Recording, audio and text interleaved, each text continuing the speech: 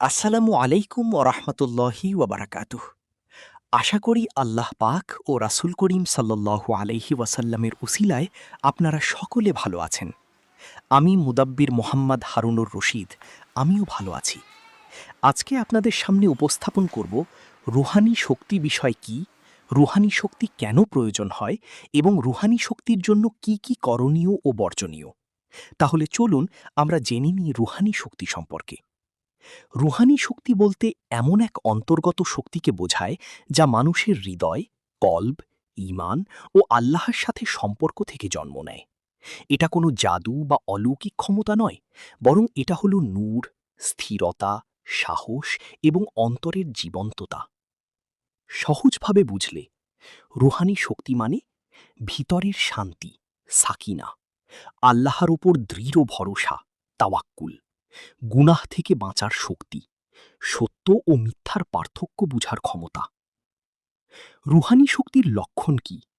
যার রুহানি শক্তি বাড়ে তার মধ্যে কিছু পরিবর্তন দেখা যায়।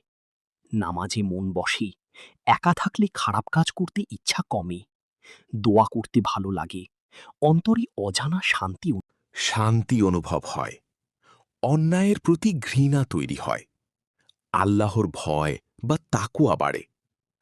অনেকের ধারণা এটা অলৌকিক ক্ষমতা। না, এটা বড় একটা ভুল ধারণা। রুহানি শক্তি মানে জিন দেখা, ভবিষ্যৎ জানা বা মানুষের ওপর প্রভাব বিস্তার করা নয়।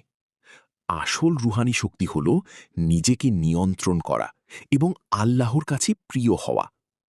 রুহানি শক্তি দরকার কারণ এটা ছাড়া মানুষ বাহ্যিকভাবে ঠিক থাকলেও ভিতরে দুর্বল থাকে।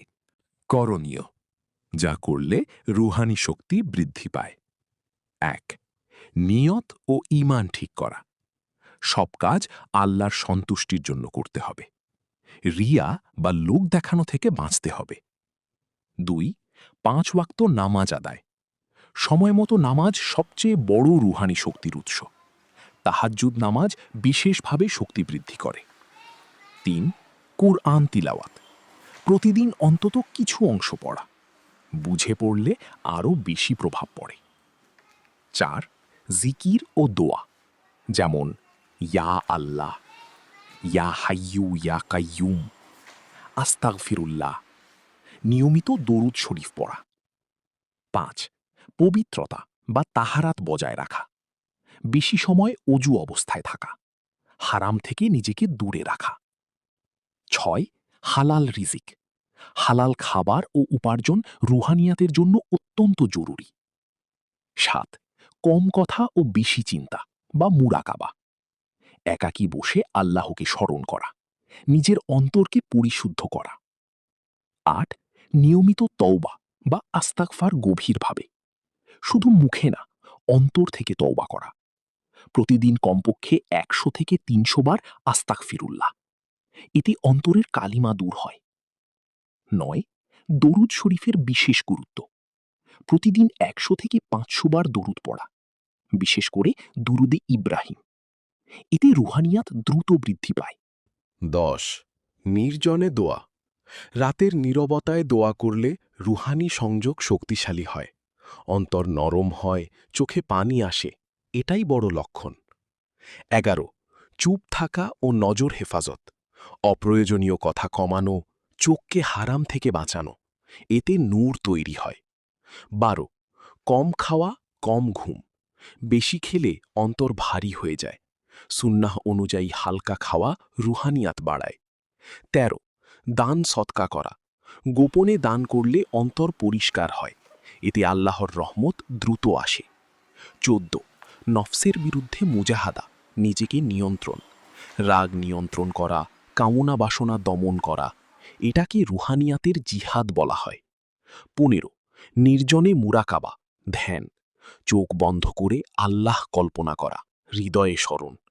১০-১৫ মিনিট নিয়মিত, এতে অন্তরের শক্তি জাগ্রত হয়। ১৬. সালেহিনদের সোহবত, ভালো মানুষের সাথে থাকা।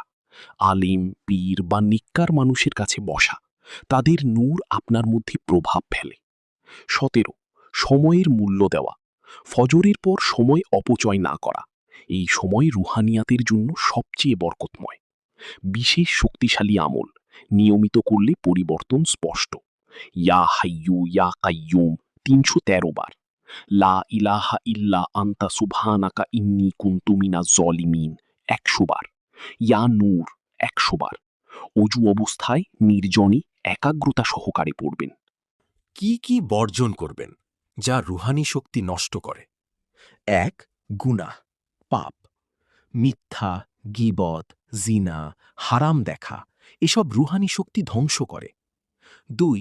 অহংকার ও হিংসা। অহংকার থাকলে রুহানিয়াত আসে না।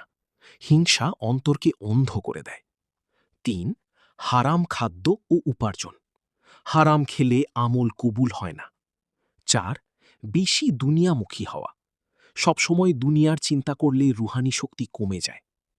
৫. অনিয়মিত আমল। আজ করলাম কাল করলাম না, এভাবে কোনো ফল পাওয়া যায় না। ৬. শিরক ও বিদাত। ভুল পদ্ধতিতে আমল করা বা আল্লাহ ছাড়া অন্যের উপর নির্ভর করা বিপজ্জনক। ৭. নিয়তের মধ্যে স্বার্থ বা লোভ রাখা। শক্তি পাব, মানুষের ওপর প্রভাব ফেলব, এই নিয়ত থাকলে রুহানিয়াত বন্ধ হয়ে যায়। উদ্দেশ্য শুধু আল্লাহর সন্তুষ্টি হতে হবে। ৮. আমল করে ফল তাড়াহুড়া করা। আজ আমল শুরু করে কাল ফল না পেলে হতাশ হওয়া। এতে অন্তরের ইখলাস নষ্ট হয়। ৯. বেশি বেশি পরীক্ষামূলক আমল বদলানো। আজ এক আমল কাল আরেকটা, এভাবে স্থিরতা না থাকলে কোনো লাভ হয় না। একটাই লেগে থাকা জরুরি। ১০. একাকিত্বে খারাপ চিন্তা, ওয়াসওয়াসা পোষণ করা। নেগেটিভ চিন্তা, ভয়, সন্দেহ এগুলো রুহানিয়াত দুর্বল করে। সাথে সাথে জিকিরে ফিরে আসতে হবে। ১১. অন্যকে তুচ্ছ মনে করা। আমি অনেক আমল করি, এই অহংকার মারাত্মক। এতে সব নূর নষ্ট হয়ে যায়। ১২. অশ্লীলতা ও খারাপ কন্টেন্ট দেখা। মোবাইল, ভিডিও, ছবি এসব চোখ ও অন্তরকে অন্ধ করে দেয়। রুহানি শক্তির বড় শত্রু। ১৩. অযথা বেশি মিশ্রণ, অতিরিক্ত আড্ডা। বেশি আড্ডা, হাসাহাসি, সময় নষ্ট, অন্তর শক্ত হতে থাকে। ১৪. গোপন গুনাহ, সিক্রেট সিনস। একা একা পাপ করা, যা কেউ দেখে না। এটা রুহানিয়াতের সবচেয়ে বড় ধ্বংসকারী। ১৫. সন্দেহ ও অবিশ্বাস, শক। আমার আমল কাজ করবে তো? এই সন্দেহ নিজেই বাধা হয়ে দাঁড়ায়।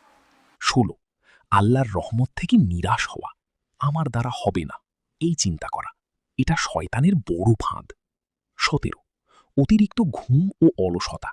বেশি ঘুমালে অন্তর ভারী হয়ে যায়। ফজর মিস হলে রুহানিয়াত কমে যায়। ১৮.